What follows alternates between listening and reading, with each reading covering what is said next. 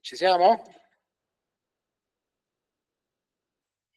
Vai, prego. Sì, dunque io mi presento, sono Giovanni Contini, sono uno storico, da tantissimi anni mi occupo di fonti orali, di storia orale e tra l'altro abbiamo anche organizzato una bella scuola AISO, anzi due, a Corleone, una nel 22 e prima nel 17, del 17 o nel 16. Dunque, questo mio intervento è come dire, è una riflessione su una ricerca che ha ormai quasi un quarto di secolo, perché fu fatta nel gennaio del 2001 su Corleone, su Placido Rizzotto e le lotte contadine. Ecco, quando io mi recai a Corleone, in realtà l'esperienza da storico orale, l'esperienza che ebbi fu abbastanza traumatica, nel senso che avevo degli appuntamenti che saltavano regolarmente, per cui poi alla fine sono riuscito a intervistare soltanto i parenti stretti di Placido Rizzotto e quelli che l'avevano sostituito alla guida della Camera del Lavoro di Corleone. Ora, perché questo sia successo, vedevo che si sorrideva, certo, c'era una spiegazione molto chiara, ma c'erano anche altre spiegazioni secondo me. La grande migrazione, il fatto che forse i più militanti se ne erano ormai andati da parecchi decenni, anche la crisi, cioè il fatto che l'amministrazione di sinistra stava finendo ed era quasi sicuro che non sarebbe stata rieletta, e quindi c'erano questi motivi qua. Il lavoro che mi trovavo di fronte quindi era piuttosto complicato e devo dire che sono stato letteralmente salvato da Spreco, un testo che è stato citato più volte anche ieri, perché le interviste fatte da Dolci a Corleone prima del 60, quando uscì Spreco, sono straordinariamente interessanti. Voi sapete la storia di Placido Rizzotto, la riassumo molto brevemente. Figlio di un mafioso che viene arrestato durante le grandi campagne antimafia del prefetto Mori. Il figlio primogenito, Placido Rizzotto, si trova a dover caricarsi, tra l'altro la madre era morta, a doversi caricare sulle spalle proprio la responsabilità del mantenimento di tutta la famiglia. Poi c'è la guerra, Rizzotto va in guerra, dopo l'8 settembre partecipa al movimento partigiano, cosa che sembra sia stata un elemento estremamente importante nella sua storia, nella sua formazione. Torna a Corleone e lì diventa il segretario della Camera del Lavoro, lui contadino tra contadini che non aveva grande istruzione ma era un leader nato, no? Cioè, aveva una capacità di persuasione e di organizzazione straordinaria. Riesce a organizzare lotte, ancora sono lotte simboliche di occupazione dei feudi, perché le grandi lotte avverranno dopo la sua morte nel 49, e in realtà il punto drammatico della sua vicenda, chiaramente la mafia voleva farlo fuori, ma avviene un episodio che decide poi, accelera forse anche la sua uccisione. Passa dal paese un gruppo di partigiani, vengono alle mani con i giovani con gli studenti di Corleone. Rizzotto prende le parti dei partigiani, prende un palo e credo sia stato anche viene fuori che come un personaggio abbastanza vigoroso. Arriva Liggio dalla parte degli studenti, Rizzotto lo prende e lo attacca a un gancio, quindi un'umiliazione formidabile per uno come lui. Quindi viene poi tradito da un ex amico che lo porta da Liggio e viene portato verso i boschi della Ficuzza, ucciso e lanciato dentro una foiba, dove solo recentemente il corpo è stato recuperato. Ecco, le fonti orali, le poche fonti orali che ho potuto utilizzare, in realtà davano informazioni importanti. Per esempio l'onorevole Cipolla, che organizzò le lotte contadine a Corleone, raccontava appunto di come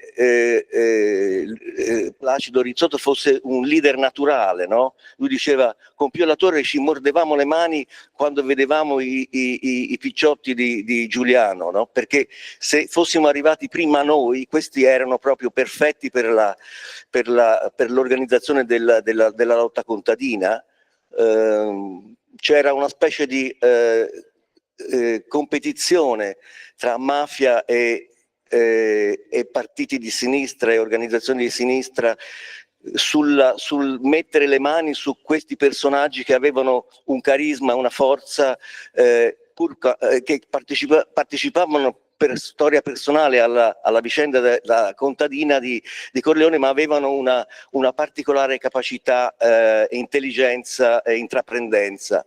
E diceva Cipolla, Rizzotto era uno di loro.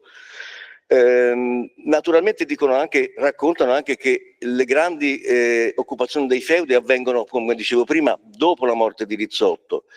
Quelle del 47-48 sono ancora occupazioni di feudi di tipo simbolico, non sono ancora la vera occupazione che prevederà anche la semina col seme pagato dai contadini, e quindi tutta una situazione molto più completa, dove anche la crisi che era succeduta alla morte di Rizzotto viene in qualche modo superata, proprio perché aspettando la riforma agraria queste occupazioni danno una fortissima speranza ai contadini di poter avere la terra, no? Ci sono degli episodi anche particolari, tipo per esempio un duca, credo Cammarata, dà un assegno di 100.000 lire alla cooperativa di Bernardino Verro, che era quella che Rizzotto dirigeva, e dice: e questo è un regalo che faccio alla cooperativa, no? E il sindacalista che mi ha detto queste cose dice: la questione è che i proprietari allora erano pure nelle mani della mafia, e quindi non è che erano costretti a fare quello che dicevano loro, va bene? Ora il duca è stato uno di quelli che, riconoscendo di essersi liberato in un certo senso di questa gente, ha voluto fare un omaggio. Insomma, nelle interviste c'è questa collocazione della vicenda Rizzotto prima delle grandi lotte. E poi ci sono i parenti, ma l'impressione che avevo era che sia il cognato che la sorella in qualche modo avessero raccontato tante volte la stessa storia. Noi storici orali cerchiamo di ottenere delle informazioni di prima mano, si potrebbe dire, cioè, e quando la storia è raccontata molte volte prende una specie di rigidità che somiglia al testo scritto e insomma è meno interessante. Tra l'altro la sorella sosteneva cose che non sono vere, cioè sosteneva che Placido Rizzotto fosse religiosissimo perché si occupava dei poverelli, e invece il suo amico Ludovico Benigno, che Dolci intervistò a lungo, ed è credo l'intervista più impressionante che io abbia letto su questi argomenti, sosteneva che appunto Rizzotto era laico, anche se riconosceva una funzione sociale della religione e anche se aveva accettato di presiedere l'organizzazione delle cerimonie in onore della Madonna della Torre. E qui entriamo in un punto estremamente interessante, cioè la sua capacità di giocare i codici mafiosi contro la mafia. Si sa che la mafia tendeva a impossessarsi delle manifestazioni religiose, delle processioni, eccetera. Ecco, lui fa questa cosa, credo proprio con questo tipo di strategia in mente. Allora, dicevo che a questo punto arrivano le interviste di Danilo Dolci che contengono proprio quello che gli storici orali cercano nell'intervista, cioè una forte connotazione soggettiva, personale, emotiva, no? Quindi una storia che non è semplicemente un resoconto di fatti, ma che racconta la percezione e poi anche delle minute transazioni tra le persone che sono quelle che illuminano il lavoro dello storico. E quindi, per esempio, il padre Carmelo Rizzotto nell'intervista con Dolci è estremamente eloquente, la sua intervista è veramente di grandissimo interesse. Lui dice, parlando di sé, la galera ci dà pensieri migliori a uno, quando si esce di galera il più delle volte si fa i fatti suoi, né si mischia né si intriga, si fa solo i fatti suoi. Poi parla con affetto commovente del bambino che lascia quando viene arrestato, dice era un viso femminile, bambino, un viso piuttosto fino, e quando poi Placido con la matrigna va a trovarlo in carcere piange, lo racconta, era più grandetto, cambiamenti di sofferenze di campagna c'aveva, cambiamenti rustici, capelli lunghi, l'ossatura era più robusta, prima era più bianco, poi era più arrostito dalla campagna, parte dal freddo, parte dal caldo. In realtà il fatto che una persona che come il padre di Rizzotto fosse così eloquente nel suo confronto con Dolci, in realtà nasceva diciamo da un comune percorso di militanza, perché dopo essere stato fortemente critico della scelta del figlio, e continuava poi a essere polemico nei confronti dei suoi amici che diceva l'hanno messo contro l'alta mafia, però lui riconosce in Dolci uno che lotta dalla sua stessa parte. C'è una cosa interessante, dice, quando parla con lui dice i carabinieri andarono a cercare Criscione che era uno degli assassini e lui non si è fatto trovare. Quando quello è scappato ho capito che era inutile cercare, che si doveva cercare più. Si è dato alla macchia 5 o 6 mesi e il giudice Marcataio, quello che ha negato a te la libertà provvisoria quando eri in galera per lo sciopero alla rovescia, dicendo che eri un delinquente, che me l'ha detto mio genero, ha assolto Criscione per mancanza di prove. Quindi c'è proprio questa diciamo, la comune militanza, la figura pubblica di Dolci che in qualche modo spiega la qualità delle interviste che lui realizza 10 anni dopo la morte di Rizzotto, e ormai quanti anni fa? 60 anni fa.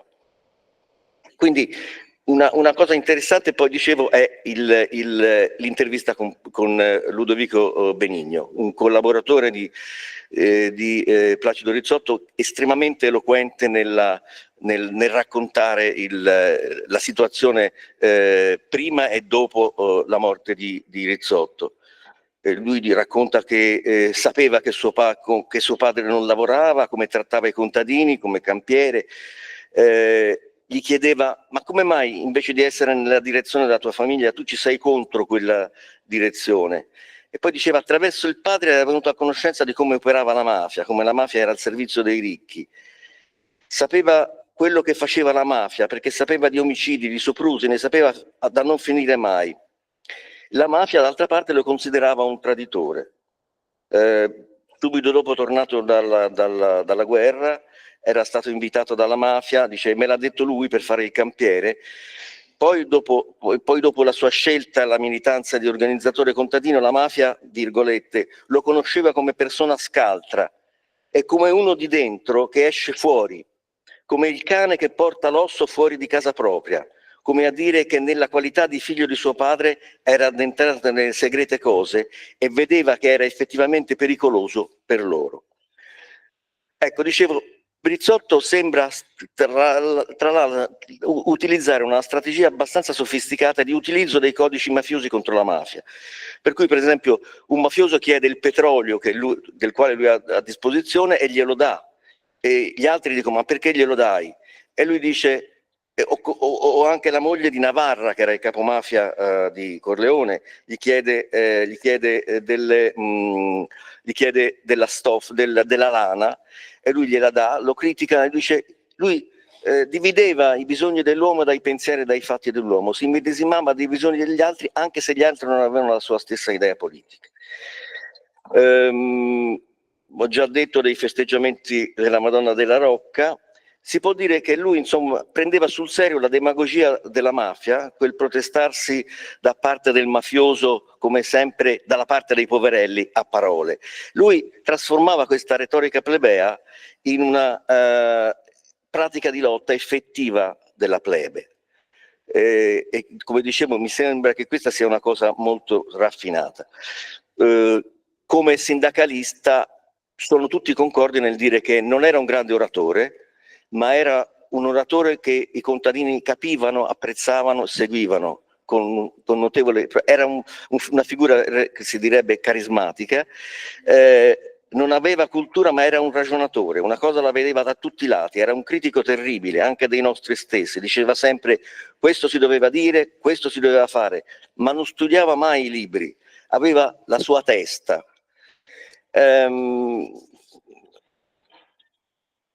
Una cosa che mi ha colpito moltissimo è che a un certo punto Benigno descrive Rizzotti, ma potrebbe descrivere Dolci, perché dice non è che lui andasse avanti per spiegare come funzionava il meccanismo di decision making della Camera del Lavoro di Corleone, non è che lui andasse avanti senza curarsi di formare gli altri, li faceva parlare tutti. E se c'era qualcuno che non partecipava lo invitava, lo sollecitava.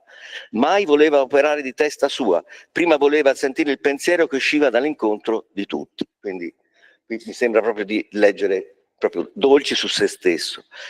Naturalmente Benigno subisce un colpo terribile dalla morte di Rizzotto, ne ricava una visione del mondo molto pessimista, lavorare per i contadini è un grosso errore, chi serve popolo serve porci, dice, ed è vero. Secondo lui poi Rizzotto era morto e quindi aveva torto. Lui è morto e se è morto ha sbagliato, mi viene da dire. E qui sono quasi alla fine, credo che sì, anche meno. Il pezzo che dicevo mi ha colpito più di tutti nel leggere questa che è una vera e propria, quasi una specie di confessione di Benigno, è la descrizione della vita di uno che è stato accanto a una vittima come di mafia dello spessore, dell'importanza di Rizzotto dopo, no? Cioè la vita che conduce nei mesi e negli anni successivi. Uno dalla mattina alla sera deve vedere chi gli viene vicino per sapere come rispondergli. Ma questa è vita? Un continuo destreggiamento. E poi dice uno, perché non vi unite? Esperienza. Nelle riunioni che facevamo con Placido c'era un suo parente che andava a riferire. È veramente un terribile spreco questo qua. Se mi capita di dire una sola parola sbagliata, pericolosa, devo stare giornate a pensare come riparare quell'errore. Spreco di energia, di attenzione, di tempo, di tutto. Migliaia di persone, decine di migliaia di persone così. Se uno viene meno al compromesso, alla regola del gioco, lo si ammazza. Si ristabilisce così il principio morale. E siccome certe cose non si possono scrivere, la parola è tutto, il guardarsi negli occhi. In conseguenza di questo fenomeno, quei pochi che hanno veramente la volontà di fare qualcosa nell'interesse della collettività vengono impediti, eliminati o soffocati. E intanto ci si perde in una nebbia di chiacchiere, chiacchiere per le piazze, chiacchiere nell'assemblea, chiacchiere nei tribunali. E abbiamo tutti paura. Grazie.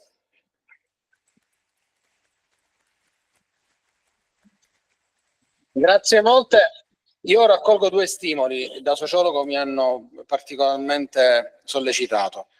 La grande attualità rispetto al tema della competizione mafia, criminalità organizzate, che è nel caso raccontato da Giovanni Contini riguardava i partiti di sinistra, perché storicamente situato. Oggi potremmo dire più in generale il movimentismo, l'attività politica più in generale. Attualità, tema di grandissima attualità. Continuiamo a competere con la fascinazione delle organizzazioni criminali della mafia. E continuiamo a competere con i carismi e con quel carisma che è anche veicolato da strumenti tecnologici che stanno su più realtà, quindi sui diversi canali. E poi mi ha colpito, lo leggo così e ve lo socializzo così per come l'ho memorizzato, il richiamo a un Placido Rizzotto che forse leggeva Durkheim, quindi l'importanza dei riti, dei rituali e della funzione sociale dei riti, che non rappresentano totalmente ovviamente la religione. Anche quei riti, quella rappresentazione simbolica dei codici culturali che, ritorno al primo punto, sono uno strumento per fascinare, affascinare e quindi coinvolgere. Insomma, un placido etnografo, avrà letto Moss. No, dice che gli avevano fatto leggere Marx, ma dice io non lo capisco, ha istituito il libro. Bene, molto molto bene. Come sempre, provare a trovare delle connessioni per ulteriormente riflettere. Grazie per ciò che io ho potuto raccogliere e che certamente poi continuerò ad approfondire. Adesso la parola a Francesca Leder, la presento. Poi magari se la presentazione è incompleta o imprecisa, ovviamente è libera di aggiungere o di togliere. Ricercatrice del Dipartimento di Architettura dell'Università di Ferrara, dico bene? Dove insegna teoria dell'urbanistica e tecniche di analisi urbane e territoriali. Poi moltissimo altro, ma la parola lo dico io. Innanzitutto grazie. Quindi sempre sui 20 minuti, così poi troviamo il tempo anche per dovrei starci. Tra l'altro mi sono scritta questi appunti che seguo mentre parlo, quindi speriamo di non sforare. Dovuti ringraziamenti anche perché appunto ieri in particolare, che la mia testa era anche leggermente più libera, ho preso moltissimi appunti e quindi mi sono sentita da parte del pubblico, degli studenti, e appunti che mi saranno utili per incrementare questo mio ragionamento, che è un ragionamento che io considero un work in progress, al quale ho dato in certi momenti e sto dando proprio in questo periodo delle tappe, però nello stesso tempo come metodo di lavoro ho cercato di tenere lo sguardo il più possibile aperto. Questo perché anch'io che vengo dal mondo dell'architettura e dell'urbanistica, per cui qualcuno, poi lo dirò anch'io, ma può pensare che la mia porta d'ingresso a Dolci fosse questa comune esperienza formativa, di cui poi parliamo. In realtà io ho avvicinato la figura di Dolci intanto proprio per una questione proprio pratica, un'attività. Stavamo con un gruppo di lavoro predisponendo un piano regolatore per una media grossa città dell'Emilia Romagna, con molti problemi di carattere sociale, ambientale, e l'allora amministrazione comunale, ma siamo attorno alla metà degli anni 90, ci chiede di provare sin da subito a lavorare con i cittadini, con quanti si rendessero disponibili a partecipare a questo lavoro, proprio per evitare anche tutta una serie di conflittualità che si erano sedimentate. Quindi il mio lavoro è quello di innanzitutto raccogliere le diverse esperienze che si fanno in questo campo e così scopro Danilo Dolci. Inizialmente potevo avere anche un po' di remore a dire questa cosa, ma io sono nata nel 64, non ho problemi a dichiarare la mia età. Io non avevo mai sentito parlare di Danilo Dolci fino a quel momento. Nessuno me ne aveva parlato. E se devo essere sincera, tornando anche ai miei professori delle medie, una bravissima professoressa di italiano e storia delle medie, bravissimi professori al liceo, anche aperti di visione, però Dolci non è entrato, non era nelle antologie forse, adesso magari c'è, e quindi conseguentemente era personaggio sconosciuto, ma come se fosse appunto un amore a prima vista, una specie di scintilla che si accende. Io leggendo cose che erano state scritte su di lui, sull'esperienza che aveva fatto in relazione ai miei interessi, scopro tantissime cose che mi affascinano, che voglio capire di più, e da lì è partito, diciamo, il mio interesse per Danilo Dolci. Un interesse che poi nel tempo sono riuscita a coltivare proprio facendo quel lavoro che si diceva prima di ricerca delle fonti primarie negli archivi, anche per capire meglio, per me, io sono un po' fatta così, proprio la mia forma mentis è questa e mi rendo conto che faccio fatica a cambiarla, a me piace andare sempre un po' all'origine delle cose, poi so che un punto di inizio non c'è mai, ma voglio almeno trovarmi a mio agio con degli elementi, in questo caso anche di conoscenza, che mi permettano di dire ok, da qui si parte.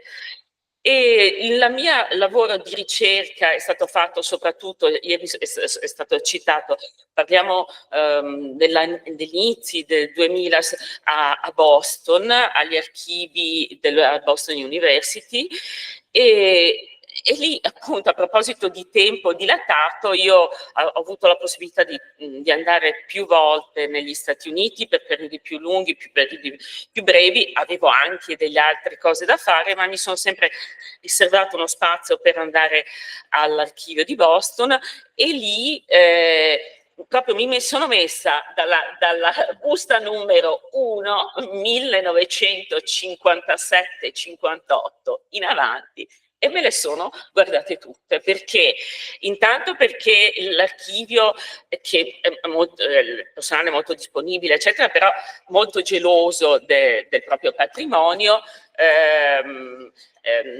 non avrebbe riprodotto in maniera estensiva i documenti, e lì ci sono migliaia di lettere, no? Che poi in parte credo siano conservate anche nell'archivio qui adesso a Partinico, e quindi io in maniera proprio quasi tassonomica mi sono messa lì uno a uno, anche per cercare di capire quali fossero i rapporti che Danilo Dolci aveva, con chi, perché e con che grado di profondità.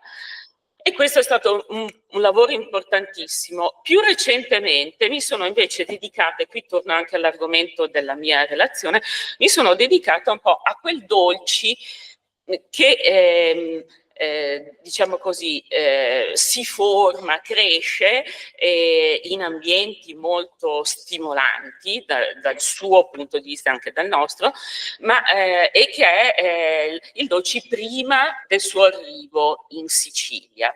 Quindi ho un focus, mi dispiace anche che non ci sia il collega, ma insomma ho un focus su Nomadelphia, perché Nomadelphia è una palestra, una vera palestra per Dolci, e da lì insomma parto seguendo un po' anche il filo della sua biografia, ma non in maniera pedissequa e troppo dettagliata, ma anche per aiutare chi non conoscesse bene la biografia di Dolci, anche per capire alcuni passaggi che secondo me sono importanti e forse anche andrebbero sottolineati un po' di più, e che sono un po' stati lasciati ai margini di alcune biografie anche recenti.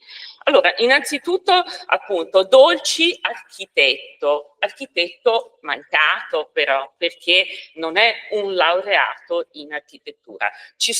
Il mondo è pieno, parlo per il nostro campo, di non laureati in architettura che sono bravissimi architetti, così come è pieno di urbanisti che non venivano da studi di urbanistica e che hanno fatto la storia dell'urbanistica.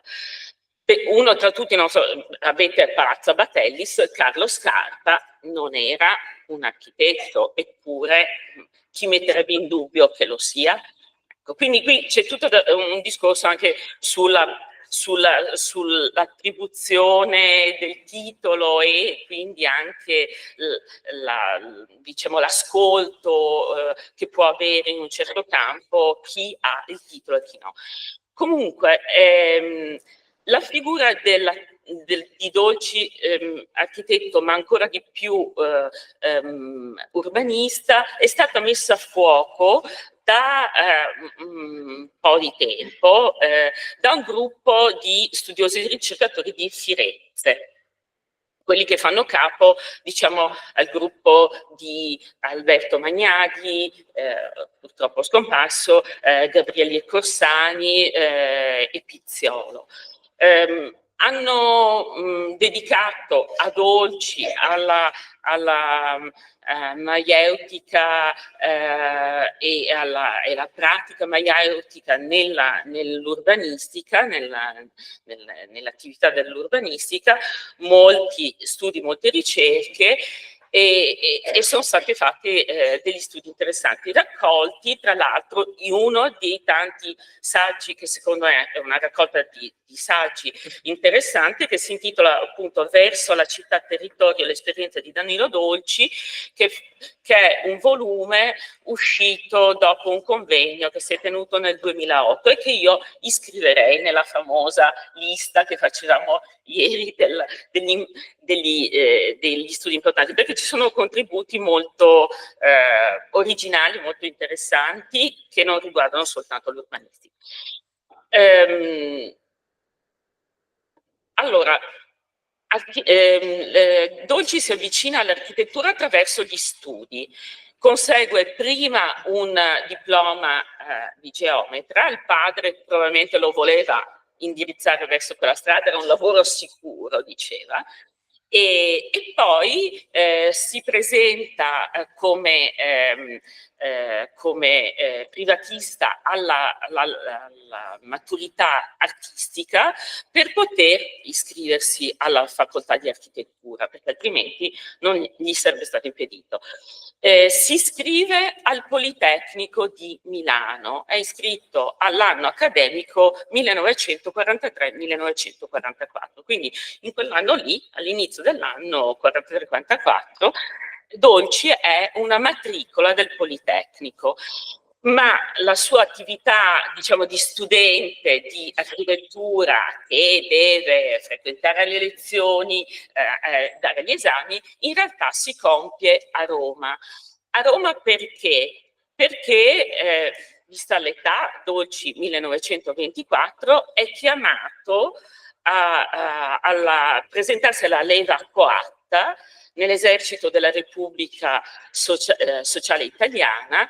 Questa situazione mette nello sconforto e spaventa Dolci come moltissimi altri giovani del tempo, e nel dover decidere in quel periodo così caotico che è il settembre 43 cosa fare, fugge verso sud, raggiunge dei parenti che stanno a Roma, che poi attraverso lo zio acquisito, il marito della sorella del padre, raggiunge poi l'Abruzzo e vive in una piccola comunità della montagna abruzzese per alcuni mesi, in compagnia, cioè, di pastori che raccontano le loro storie.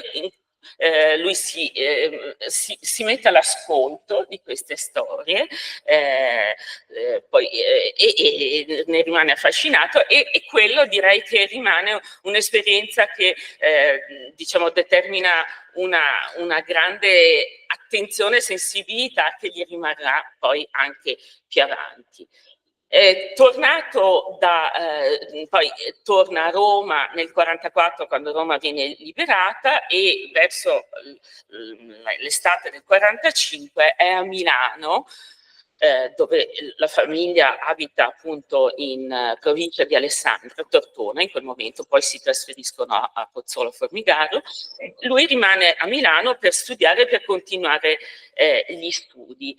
Ma a Milano, diciamo così, viene distratto, in senso positivo, da tutta una serie di occasioni e opportunità che lui ha di frequentare in particolare tutto il gruppo che fa capo alla Corsia dei Servi del convento di San Carlo al Corso, quindi padre Maria Turoldo, padre Camillo Dal Piaz, che animano un circolo culturale importantissimo, ma in parallelo fanno attività di sostegno alle famiglie indigenti. E lì siamo a un altro step, un altro momento di crescita di Dolci, perché appunto in quel momento lì diciamo, la crisi rispetto al percorso di studi che sta facendo si apre in maniera diciamo decisiva, pur avendo fatto un po' di esperienza di proprio incantato in un ufficio di un ingegnere che lo sostiene, molto, molto noto a Milano in quel periodo, sente che quella non è la sua strada. In più il gruppo di Turoldo e Dal Piaz lo introducono a Don Zeno Santini, che è stato richiamato prima, che aveva proprio nella Corsia dei Servi una specie di ambasciata di Nova Adelphia a Milano, e da lì nel 49 praticamente decide di lasciare tutto, andare a Nova Adelphia, dove rimane per 2 anni, dal dicembre del 49 fino più o meno al dicembre del 51. E ci rimane perché? Per quel periodo determinato.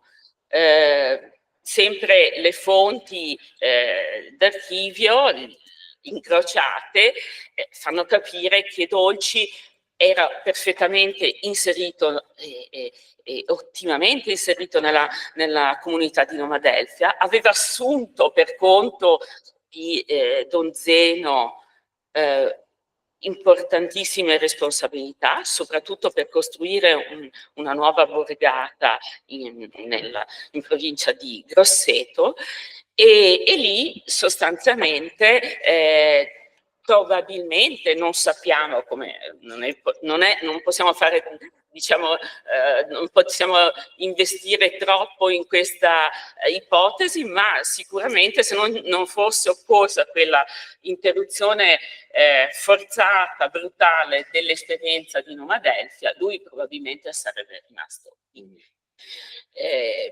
che ne dica Dolci, poi ci sono.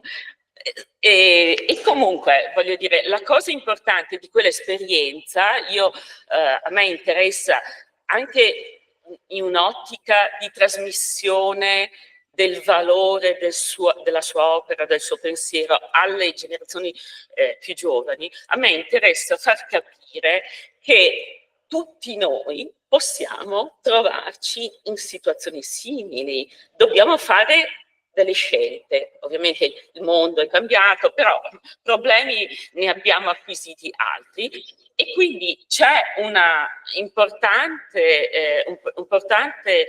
diciamo, fase in cui lo stesso Dolci è allievo prima che essere maestro, ed è allievo di Don Zeno anche nella parte che riguarda il mio campo d'azione, l'architettura e l'urbanistica. Ad esempio, per progettare questa famosa nuova borgata che dovrà ospitare circa 800 persone, che sono i bambini, ragazzini raccolti da Don Zeno, in parte orfani, in parte appartenenti a famiglie molto disagiate, accolti come figli da giovani coppie, madri o giovani coppie, che scelgono di, appunto, non è una vera e propria adozione, ma di farli diventare figli loro, di accudirli come se fossero figli loro. Per cui è una comunità di famiglie basata su questa solidarietà assolutamente trasversale.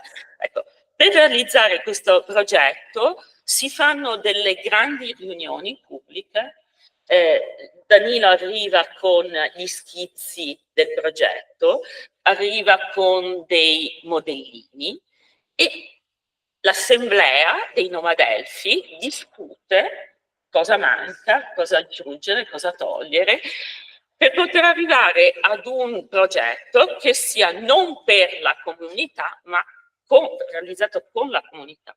Quindi in questo senso Dolci in questa esperienza svolge un ruolo di grande direttore d'orchestra e anche qui quell'esperienza secondo me la riporta molto bene tra l'altro la musica è fondamentale nella sua vita, ma comunque anche metaforicamente è un ruolo che gli si addice, che sceglie per sé anche in Sicilia, senza però mai rinunciare a a stare in mezzo alle persone che poi agiscono e portano avanti appunto queste idee, questi pensieri condivisi. Quindi il Dolci che arriva poi in Sicilia e che fa le cose di cui abbiamo parlato, accennato, ma parlato spesso sia ieri che oggi, è un Dolci che ha già in qualche modo acquisito i rudimenti di una esperienza partecipativa molto forte e che un po', io credo che appunto l'esperienza di Nomadelfi sia davvero stata molto significativa, un po' con quel metodo, cioè di creare piccoli nuclei, se pensiamo al modo in cui si è costituito Borgo di Dio, per pian piano allargare quasi come a spirale questa invece comunità, credo che l'abbia sicuramente appunto presa negli anni precedenti al suo arrivo in Sicilia, ma sicuramente la Sicilia, essendo stato quel laboratorio straordinario di sperimentazione che è stato e che è documentato nei testi di Dolci e in tutti i testi che sono poi stati prodotti critici sul suo lavoro, ecco, ha reso diciamo esponenziale. Io mi sforzo di far sì che questo messaggio non venga, anche se mi servo io stessa nella comunicazione di riferimenti alla sua storia, alla sua biografia, quindi riporto indietro a volte l'orologio, ma proprio per far capire come si è sviluppata questa sua esperienza, a partire dall'essere stata una persona assolutamente normale, di una famiglia normale, piccolo borghese, con una prospettiva di vita appunto profondamente diversa. Cerco di raccontarlo in modo che i giovani possano sentirsi assolutamente a loro agio, proprio per non creare un distacco, l'idea che sia stato un caso straordinario, eccezionale, unico, irripetibile. Grazie. Grazie.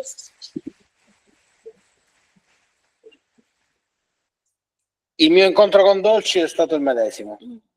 Anch'io l'ho conosciuto decisamente più avanti rispetto a quanto era giusto che io lo dovessi conoscere. E mi sono spesso interrogato su questo processo di rimozione, negazione, non sono l'unico ovviamente.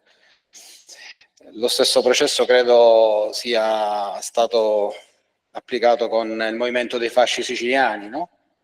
Li ho conosciuti decisamente dopo. Sarà per l'assonanza terminologica di fascismo, probabilmente.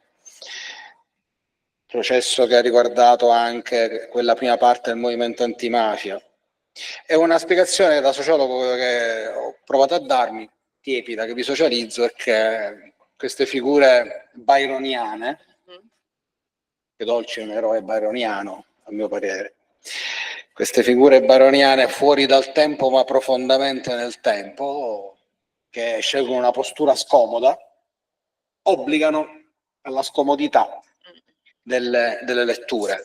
Non dimentichiamoci che lo stesso Weber in vita non è il Weber che poi è stato considerato uno dei founding fathers della sociologia, no? Il Weber in vita è un Weber sofferente, è un Weber non riconosciuto, è un Weber che subisce Marx, è un Weber che sta stretto nella sua voglia di dare un grande contributo. E poi il destino, restando nel perimetro sociologico, di tutti i sociologi pubblici, tutti quei sociologi che provano a cambiare in meglio i destini dei territori. Giusto un anno fa, in questa sala, abbiamo ricordato il Don Pino Puglisi, sociologo.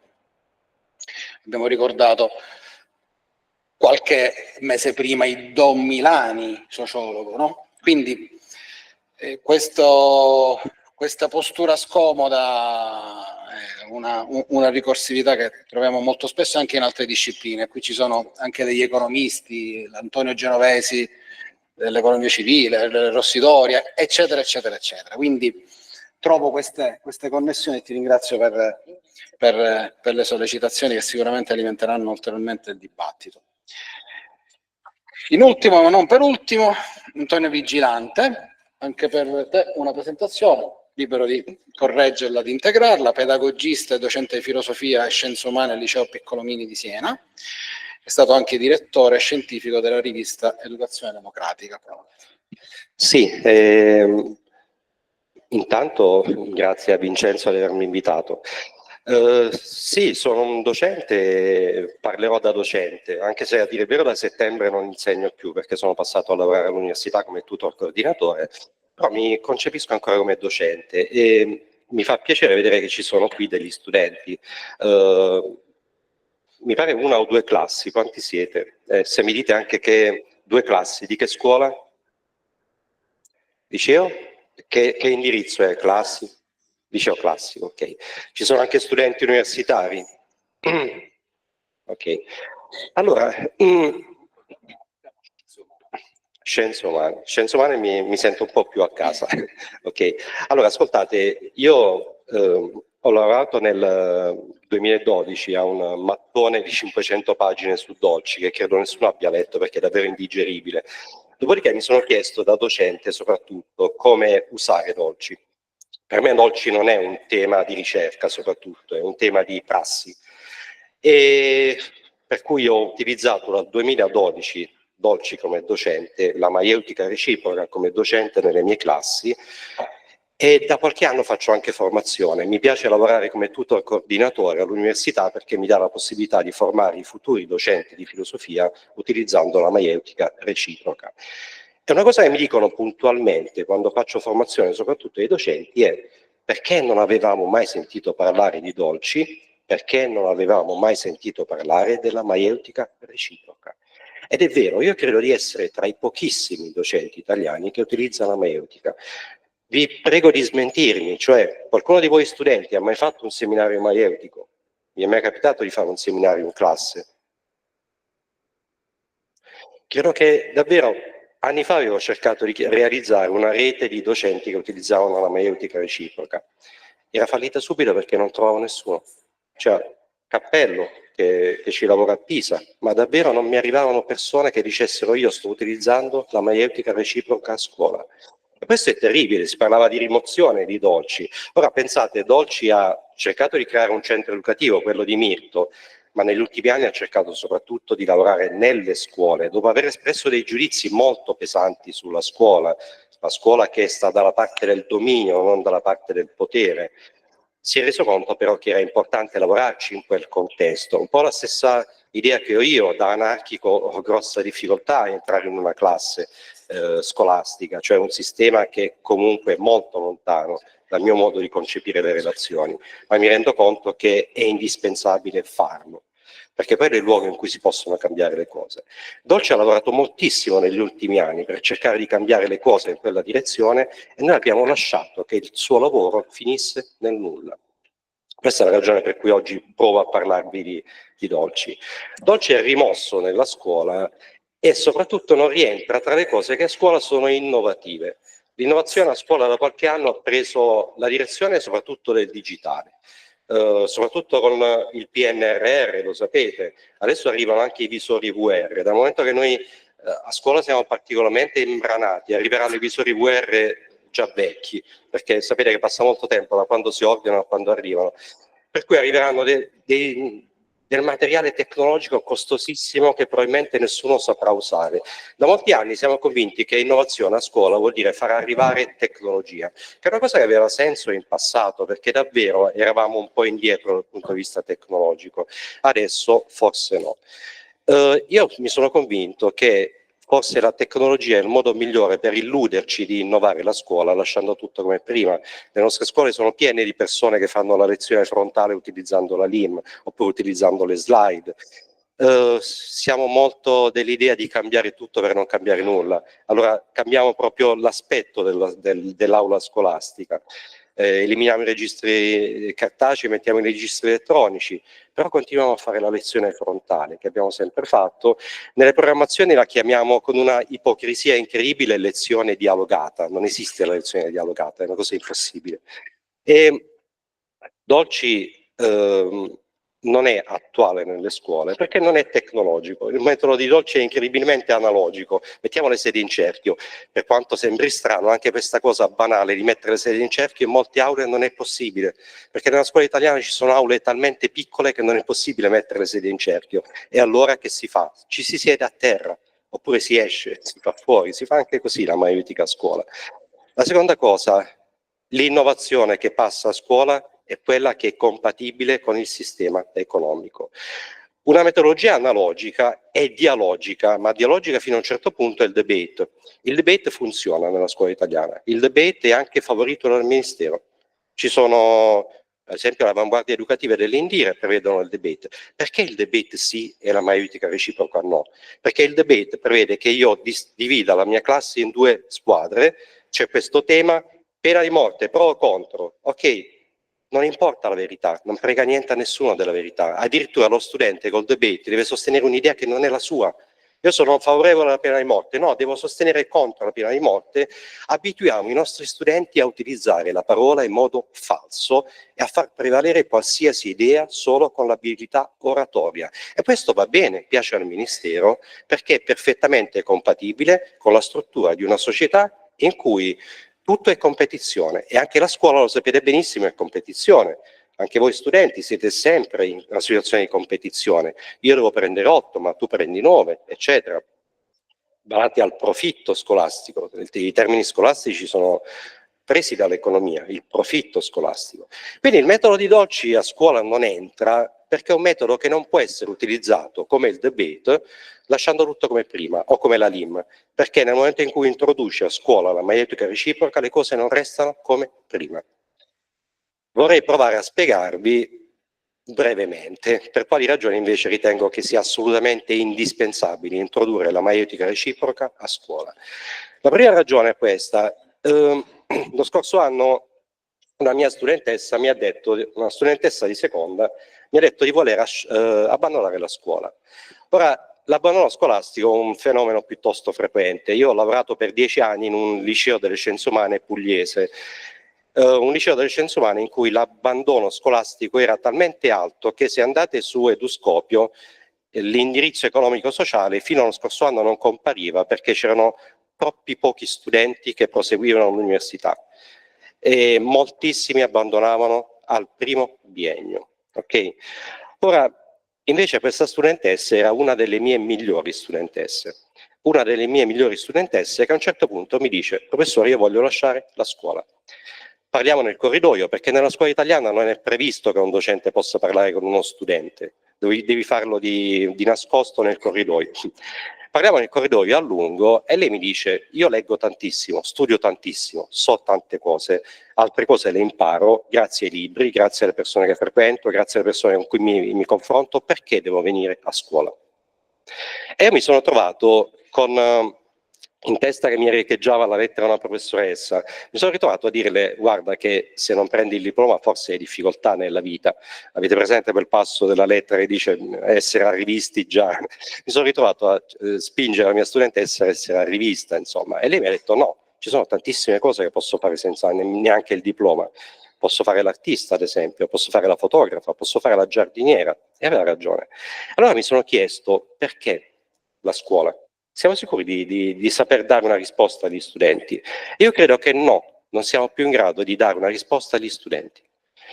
C'è una istituzione nella quale lavoriamo che ha sempre più difficoltà a dimostrare il proprio logos, il proprio senso. La scuola ha sempre più una grave crisi di senso che a mio avviso si è ampliata molto con la pandemia, cioè il passaggio della scuola online alla DAD ha interrotto il procedere, come dire, la routine scolastica e ha fatto sì che gli studenti cominciassero a riflettere. Pensate che cosa è successo con la DAD? Lo studente è dovuto entrare a casa il docente è dovuto entrare a casa dello studente del suo computer, nella sua cameretta. Tutto il setting scolastico è saltato. Dopodiché siamo semplicemente rientrati in classe senza chiederci se non fosse quello il momento di provare a ripensare qualcosa. Abbiamo semplicemente ricomposto la scuola così come era prima, senza che cambiasse nulla. Il risultato, per quello che ho visto io, è un enorme malessere degli studenti. Al ritorno a scuola dopo la DAD abbiamo registrato nella mia scuola un malessere impressionante, con una percentuale anche significativa di studenti che hanno avuto pensieri di suicidio nel corso dell'anno scolastico. Okay? Ora, io penso che la scuola sia sempre più destituita, cioè sia un'istituzione di cui sempre più la gente non sa il senso. Siamo in una società della conoscenza, posso imparare tante cose ovunque, perché devo venire a scuola? O perché devo venire a seguire un convegno e sorbirmi uno che parla a lungo, insomma, senza che la cosa mi piaccia davvero? Io sono dell'opinione che Dolci ci possa insegnare molto da questo punto di vista e ce lo possa insegnare, prima Francesca Leder parlava del modo in cui Gianno Madelfi aveva cominciato a lavorare. Quando crea un centro educativo, Dolci cosa fa? Non ha delle idee sull'educazione, in base a quelle idee sull'educazione crea un centro educativo, no. Intanto fa un confronto con Paolo Freire, Suciodolski, ma anche con Spagnoletti, con persone del mondo intellettuale, ma soprattutto si confronta con i genitori. Leggete quel libro bellissimo che è Chissà se i pesci piangono. E documenta proprio i seminari maieutici da cui nasce il centro educativo di Mirto. La sua idea era: nessun centro educativo può avere senso se non nasce maieuticamente. Io credo che le scuole debbano fare esattamente la stessa cosa, cioè io non posso più entrare in classe, fare il mio lavoro di docente, dando per scontato di avere di fronte degli studenti che sanno il senso di quello che stiamo facendo. Devo entrare in classe e devo periodicamente fermarmi con gli studenti e interrogarmi con loro sul senso di quello che stiamo facendo. Il primo seminario che faccio, la primissima attività che faccio quando prendo una classe è metterci in cerchio, fare un seminario sul tema che senso ha la scuola. Dopodiché ragioniamo su che tipo di relazione vogliamo avere tra docente e studente, come fare la valutazione, eccetera, eccetera, eccetera. E man mano che andiamo avanti ci fermiamo. Stiamo lavorando bene? Ha senso ancora quello che stiamo facendo? Questo a livello di classe. Poi c'è un lavoro più importante a livello di istituto. Ogni istituto, attenzione, parlo di classi e di istituto, non mi aspetto nulla dal Ministero, assolutamente. Un singolo istituto ha il dovere di fermarsi con i propri studenti, con i genitori e se riesce anche con la comunità locale e capire qual è il suo senso. Un istituto non può dare per scontato la sua presenza sul territorio, un istituto si deve restituire al territorio e quindi si può fare maieuticamente questo confronto comunitario su che cosa siamo. Qualche giorno fa leggevo un post di Ludovico Arte, che è uno dei migliori presidi italiani, il preside del Marco Polo di Firenze. Ludovico diceva: adesso ci sono gli open day, i genitori vanno a scuola e vedono l'offerta della scuola in termini di laboratori, eccetera, ma sarebbe importante che la scuola offrisse anche la sua filosofia ai genitori. Ed è vero, le scuole non hanno una filosofia, a dire il vero, spesso, perché noi docenti non ci fermiamo a ragionare insieme su che scuola vogliamo. I collegi dei docenti sono dei luoghi in cui si fa burocrazia allo stato puro. Non succede quasi mai che ci fermiamo e ci chiediamo: ok, ma che senso ha per noi insegnare? Che cosa vogliamo insegnare? Ma pensate soprattutto a un'altra cosa: la scuola sarebbe già tanto se avesse una sua filosofia, ma immaginate una scuola che la filosofia la pensi insieme agli studenti e insieme ai genitori. Cioè siamo una comunità che vuole capire insieme che tipo di educazione vuole dare ai giovani, ma lo vuole capire anche con i giovani. Questa è la prima cosa per cui secondo me è fondamentale dolci. Bisogna restituire la scuola e lo possiamo fare solo maieuticamente. Non possiamo più dare per scontato nulla a scuola, dobbiamo ragionare con più soggetti possibili su qual è il senso della scuola. Quanti minuti ho? Riesco? 5. Ok, vi dico subito solo un'altra cosa. L'altra cosa è che a scuola bisogna trasformare i rapporti. Dolci era critico della scuola perché riteneva che la scuola stesse dalla parte del dominio e non dalla parte del potere. La scuola è un luogo in cui una persona come me parla e altri ascoltano. Questo non funziona. Dolci ha capito che la scuola ha senso. Aldo Capitini, che è stato fondamentale per Dolci, diceva ascoltare e parlare, era il motto dei centri di orientamento sociale. Ecco, qualsiasi classe ha senso solo se, in America addirittura c'è una metodologia che prevede che il docente non possa parlare per più di 2 minuti senza che intervenga uno studente. Forse è un po' troppo, però la scuola ha solo senso se in classe io parlo il meno possibile e tu studente parli il più possibile. C'è una parola forse chiave del pensiero di Dolci che è fraternità. Secondo un racconto un po' agiografico in siciliano, molto bello, quando Dolci è arrivato a Trappeto, gli chiesero che sei venuto a fare, lui rispose sono venuto per vedere se è possibile vivere insieme da fratelli. Ecco, mi pare che l'idea di fraternità sia l'idea fondamentale di Dolci. Noi italiani pensiamo alla scuola sempre centrata sul docente, ripensiamo la figura del docente in 1000 modi, sempre uno più romantico dell'altro, però ci aggiriamo sempre dalle parti dell'attimo fuggente. Il docente che è talmente figo che suscita negli studenti il desiderio di... Ci piace tantissimo questa idea del docente carismatico e non ci rendiamo conto che il docente carismatico è esattamente come il docente autoritario, è uno che toglie spazio allo studente. Il docente deve essere un soggetto a scomparsa.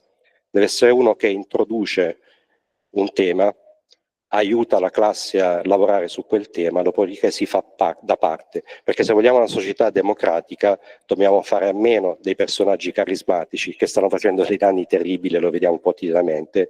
Abbiamo bisogno di costituire delle comunità che discutono. Ecco, anche per questo è assolutamente fondamentale scoprire, perché davvero si tratta a scuola di scoprire da zero il metodo di Dolci. Avevo altre 2 o 3 cose, però il tempo è finito, quindi se volete fare qualche domanda alla fine possiamo confrontarci. Com'è? È autorizzato dall'Assemblea. Mi è autorizzato dall'Assemblea. Ok, volevo parlarvi di una cosa che ho accennato e mi sta molto molto a cuore, i ragazzi che perdo per strada. La scuola si può fare partendo dai primi o partendo dagli ultimi. Fare una buona scuola, ho usato un termine renziano, scusate, vuol dire partire dagli ultimi. Non devo perdere nessuno degli studenti che mi sono stati affidati all'inizio dell'anno. Quando insegnavo in Puglia mi capitava di perdere una studentessa che si era fidanzata e il fidanzato non voleva che venisse a scuola perché c'erano i maschi. Questo è il contesto in cui mi sono trovato a lavorare per più di 10 anni. C'è una domanda che attraversa tutta la pedagogia contemporanea e non ci si raccapezza. Perché i poveri vanno male a scuola? È una domanda che ha diverse risposte. Avete presente la lettera alla professoressa, un po' la provocazione? Dio fa nascere i cretini nelle case dei poveri. Oppure Gramsci che dice i poveri vanno male a scuola perché in realtà è un lavoro intellettuale al quale loro non sono abituati. E Gramsci non era povero, ma non era di famiglia, insomma, particolarmente popolare in realtà. Per quale ragione i poveri non vanno bene a scuola? E perché la scuola non è maieutica. Cioè, immaginate di essere invitati a una festa, qui parlo davvero ai ragazzi che stanno col cellulare, immaginate di essere invitati a una festa, è una festa elegante in cui tutti sono vestiti molto bene, voi ci arrivate vestiti male e vi sentite terribilmente fuori posto e il prima possibile ve ne andate via. L'unica possibilità che voi avete di restare a quella festa è se qualcuno dice oh cavolo mi piace come sei vestito, è originale. Fuori di metafora cosa vuol dire? Ognuno di noi entra in classe con un suo vestito culturale. Il mio vestito culturale quando sono entrato a scuola era quello di un sottoproletario meridionale, perché io vengo da una famiglia sottoproletaria.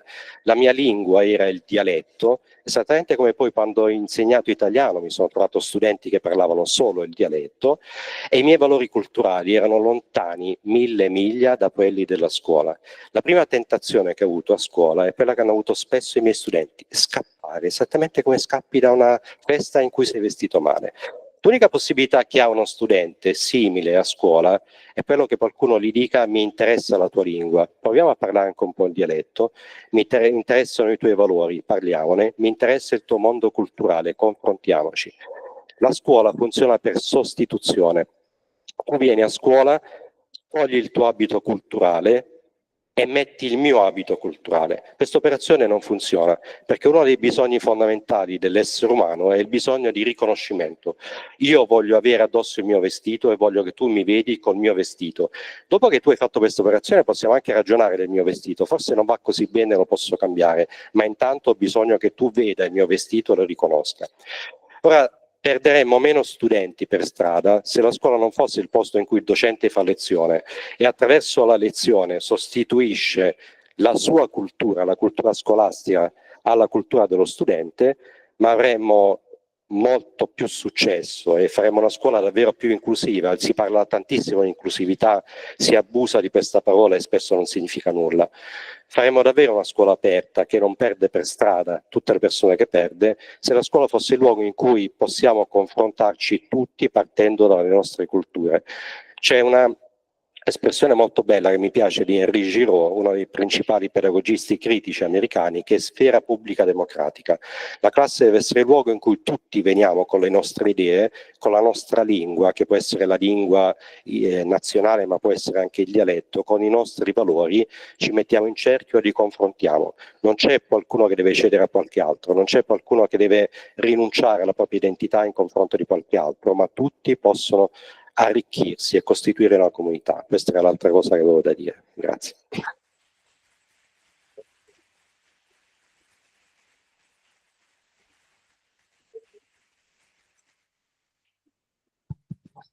A questo punto abbiamo il tempo per sollecitazioni dall'Assemblea. Il microfono è qui disponibile. Online posso intervenire, Vincenzo? Sì. Anche da casa o da ogni dove. Prego.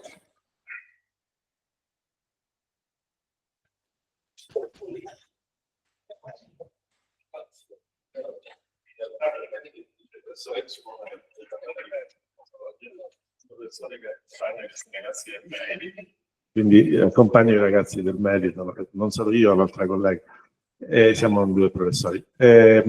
Sì, abbiamo assistito a questo bellissimo, grazie al professore che ci ha invitato, senz'altro, abbiamo passato 2 giornate molto belle, non so, da un piano sia dal punto di vista scientifico, perché il meglio che si possa dire, diciamo, su Danilo Dolci, abbiamo trovato, certo, il panorama è molto ampio, però qua c'è una bella scelta di persone che hanno dato un contributo importante, secondo me, e a parte questo anche gli aspetti umani, la comunicazione, questi aspetti sono tipici. Io ieri avevo detto appunto in un intervento, avevo partecipato al un seminario di Dolci dopo la laurea, e poi lui ci ha fatto conoscere anche il centro di Trappetto.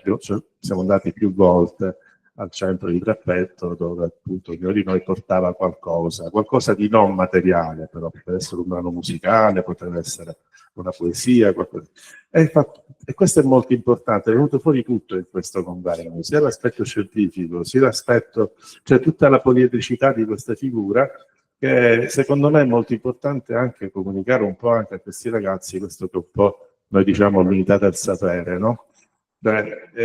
Siamo abituati un po' troppo a scomporre le cose, no? A vedere le cose un po' troppo in modo analitico, tecnico, no?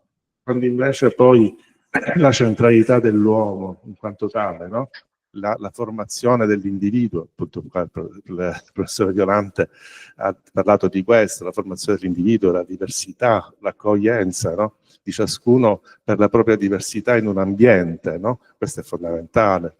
Se noi perdiamo questo, perdiamo il senso stesso di cos'è l'umanità, e questo è nella storia dell'umanità, non è una cosa che ha inventato Dolci, l'accoglienza, la diversità fra le persone, il valore di tutto quello che dovrebbe essere la filia, no? In greco, che parte appunto filos, significa noi siamo uguali, no? Ci apparteniamo, siamo lo stesso genere.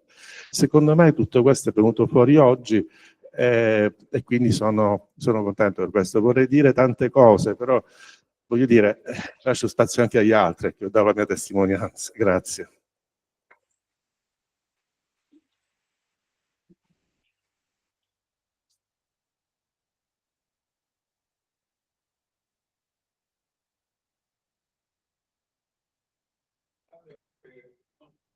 Sì. Però,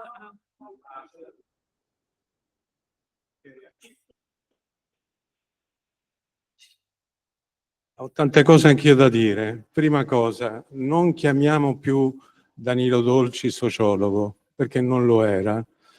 Io propongo una nuova definizione, socioforo, cioè portatore, colui che si fa carico della società, colui che si fa carico nella fratellanza.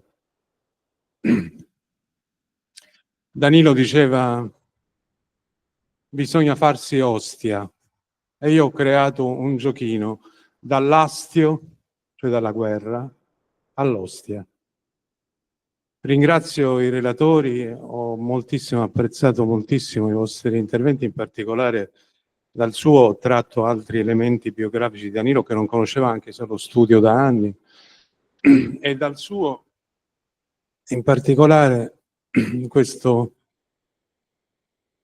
uguale al mio, vedere la scuola come fondamentalmente alla fine di tutto una truffa. Però non è vero che ci sono pochi maieuti. Amico mi conferma, sono circa 50, se non sbaglio, le scuole, forse di più, le scuole che hanno adottato il sistema della maieutica reciproca. Cosa voglio dire? Un invito, una cosa pratica. Danilo ha scritto tante opere e volevo dire ai ragazzi di mollare sti cellulari maledetti e riflettere su alcune cose. Per esempio, la differenza tra poeta testimone e poeta agente. Danilo Dolci è il più grande intellettuale del Novecento per un semplice motivo, e che supera, e mi assumo le responsabilità di quello che dico, che supera Gramsci, Sciascia, Calvino e tutti gli altri, perché lui, oltre a scrivere, agisce. E non solo agisce, ma agisce avendo sempre come obiettivo il cambiamento e quello che si dice in inglese l'empowerment dei suoi fratelli, cioè tutto il genere umano. E facciamo una cosa pratica, facciamo una cosa concreta. Ha scritto appunto una cinquantina di opere almeno, e poi con le varie edizioni e riedizioni diventano circa 80 volumi, 80 titoli, però dobbiamo dire tristemente è uno dei pochi, se non l'unico intellettuale italiano a non avere un meridiano. Avete notato? Tutti hanno un meridiano dell'Einaudi, Danilo non ce l'ha.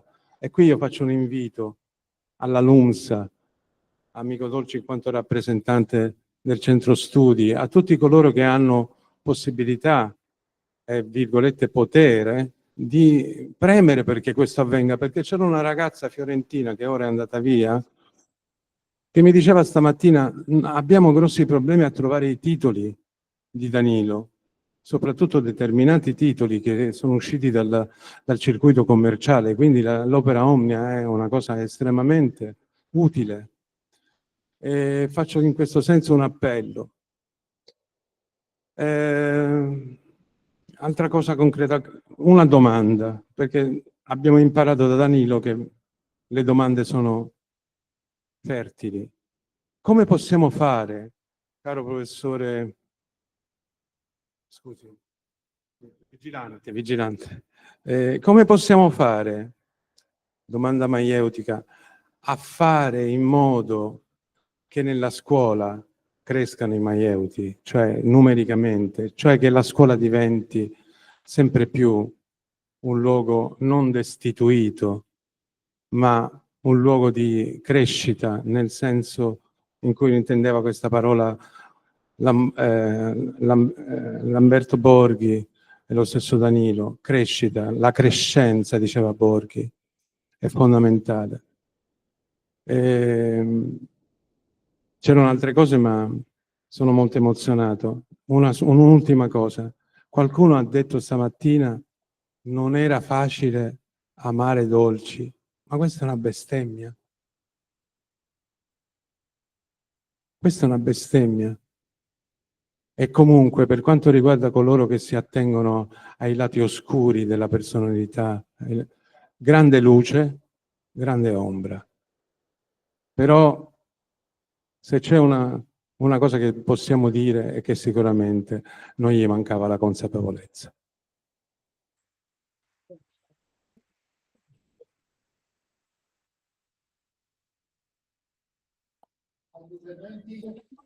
Altrimenti diamo... Sì, c'è un intervento.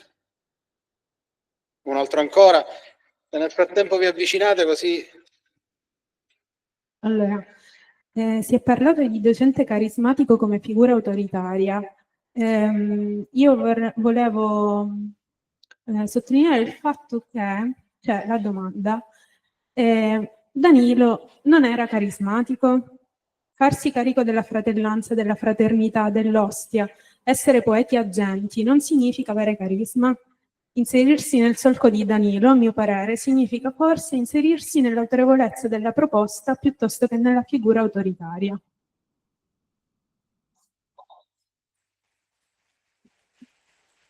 Posso rispondere, poi magari ho paura di dimenticare quello che avrei da dire. Allora, sì, in realtà non ho detto che il docente carismatico è autoritario, ho detto che l'effetto è lo stesso, e cioè resta poco margine di dialogo.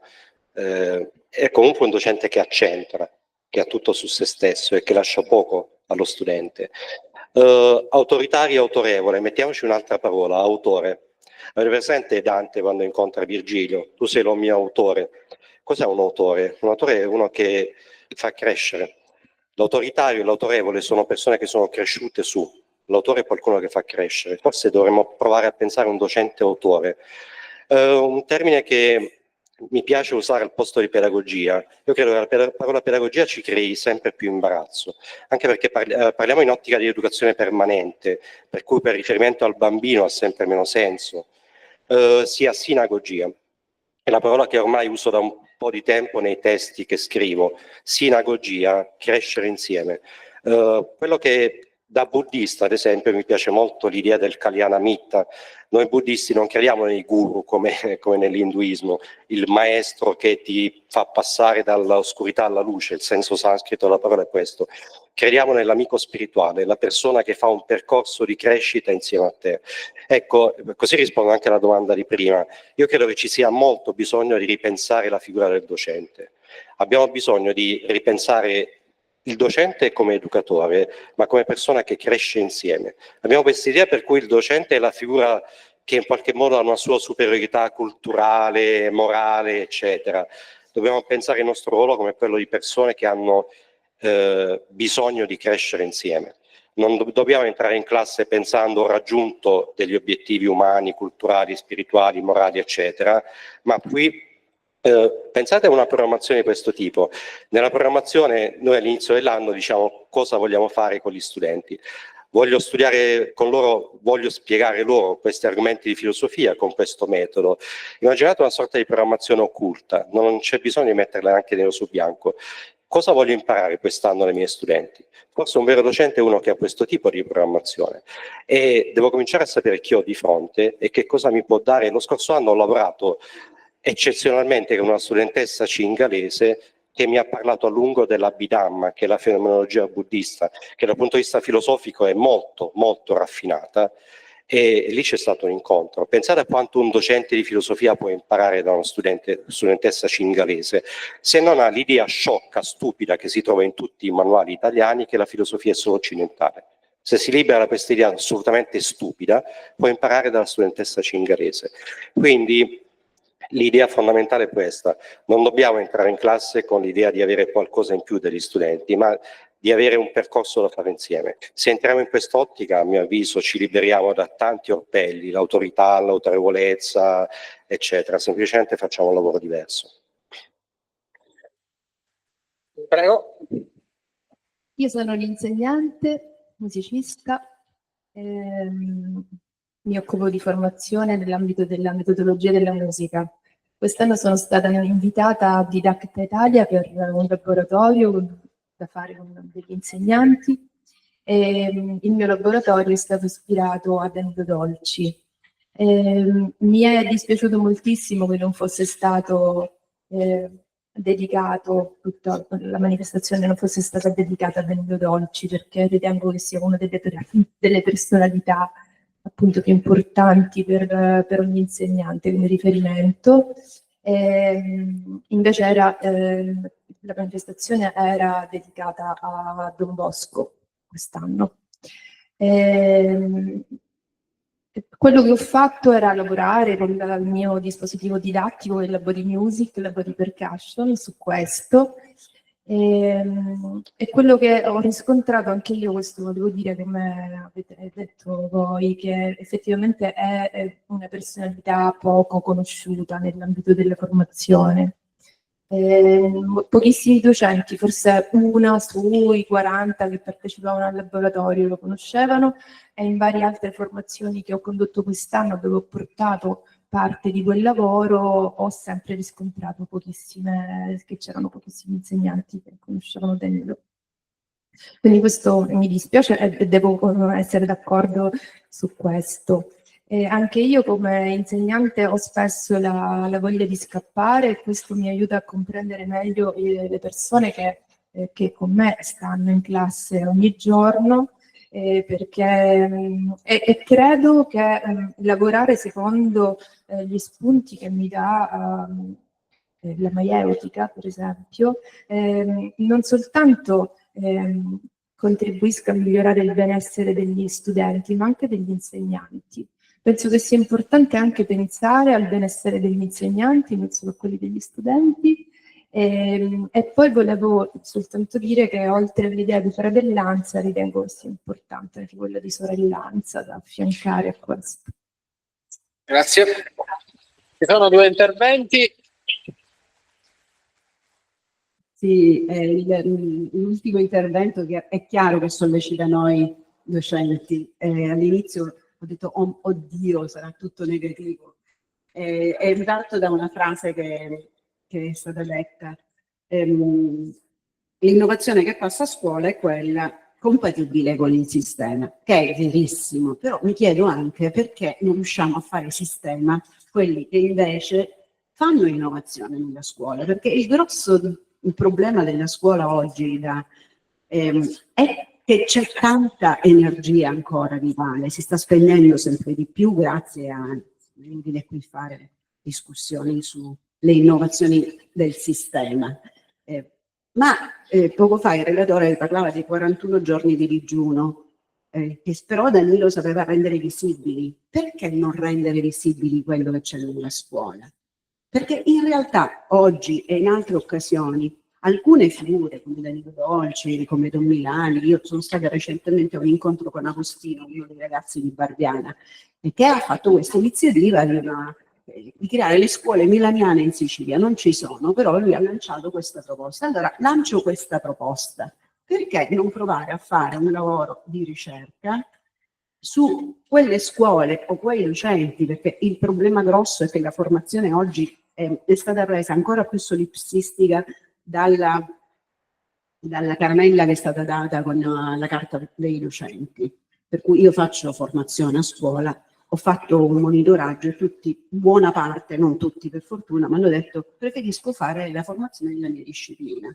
Quindi quell'interrogarsi sulla fisionomia, sulla mission della scuola, su quello che l'istituto vuole essere, si perde perché con la carta docente io mi metto in un webinar, non parlo più con i miei colleghi, e questa è una precisa volontà politica anche di rendere più solidi i docenti. Allora perché non provare a mettere insieme delle esperienze, delle buone pratiche, come si diceva una volta, che possano aiutare a far veicolare delle possibilità di riscoprire un senso, non soltanto celebrativo rispetto a queste figure, ma legato anche a quello che noi siamo costretti o che vogliamo fare. Faccio un breve esempio, poco fa mi confrontavo con la mia collega. L'ho già detto ieri, il laboratorio medeutico io cerco di farlo essere una prassi, intanto sicuramente nelle classi del biennio. Abbiamo l'educazione civica, invece di aderire alle linee guida oltretutto le nuove linee guida sono scene, mi permetto di dirlo. Per me l'educazione civica è il laboratorio magnetico. Scegliete una parola, quella che volete, e si lavora su quello. Ma poi può ritornare in tanti modi. In quarta, quando faccio le utopie, perché insegno scienze umane e filosofia, mi viene su un piatto d'argento: inventa la tua utopia, e parliamo dell'utopia concreta di Danilo Dolci. In quinta, dal trasmettere al comunicare, la comunicazione di massa, Habermas e la costruzione dello spazio pubblico, sono spunti, come me, chissà quanti ce ne sono, spunti di questo genere, che riescono a far entrare anche in una programmazione sistematica alcune figure. Potrebbe essere un'idea, no? Hai detto che è svanito il tentativo di fare una rete.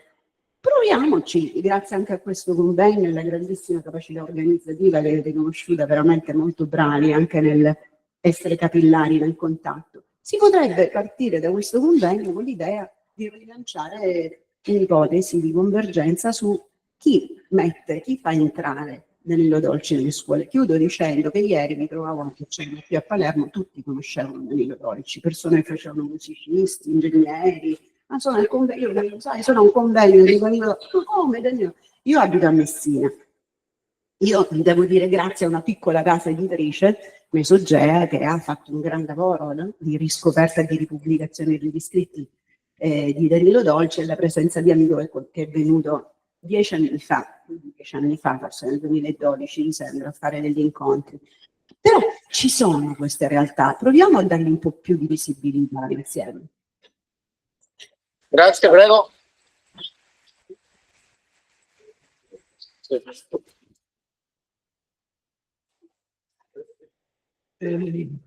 A proposito dell'espressione, non era facile amare Danilo Dolci, l'ho usata io, ma all'interno di un contesto, forse non mi sono spiegato bene, no? All'interno di un contesto, ed era una frase che aveva espresso all'interno di questo contesto uno dei più grandi sociologi e matematici, che si chiamava Johann Galtung, che era un grande amico di Dolci, grande collaboratore del centro studi e iniziative, che aveva realizzato tutta una serie di documenti di grande importanza che spero risultino adesso, vengano trovate anche nell'archivio e risultino, e quindi assolutamente mi pare un'espressione che va valorizzata. Ma diciamo, Johann Galtung, che fu tra l'altro l'inventore degli studi sulla pace, Johann Galtung non era un apologeta, conosceva bene Danilo e seguiva proprio, quanto più forse amava Danilo Dolci, tanto più seguiva un suo pensiero critico. Grazie. Bene. Ci siamo. Vincenzo. Allora, adesso potrebbero cominciare tanti convegni paralleli in realtà, nel senso, quando ti viene voglia di continuare a chiacchierare vuol dire che insomma abbiamo messo in comune piste che ci sollecitano ancora, però il nostro corpo ha bisogno di delle pause fra una cosa e l'altra. Come funziona oggi pomeriggio? Alle 3 ci troviamo al Finocchiaro Aprile. 2 cose ricordo ai responsabili dei laboratori: la autodisciplina, ahimè, che ci serve per poter dar conto di tutto quello che è successo nei laboratori nel piccolo spazio che avremo per la plenaria, e il foglio firme che vi verrà dato da alcune studentesse che sono iscritte al laboratorio, hanno avuto il foglio firme in consegna. Poi c'è una procedura per cui ci mandate una foto appena finite di compilarlo. Ai partecipanti e alle partecipanti chiediamo invece di trovarci alle 3, perché ci saranno dei tempi comprensibili di smistamento, siccome il lavoro di gruppo ha bisogno dei suoi tempi perché tutti possano avere il loro spazio di parola. Prima cominciamo meglio è. È complicato organizzarsi in 200 o 250, quanti siamo come iscritti, per fare questi lavori nel tempo che abbiamo, Se alle 3 siamo tutti lì in zona e riusciamo a inserirci nei gruppi, poi alle 5:30 possiamo concludere in plenaria con un po' di messa in comune finale. Grazie davvero per tutto.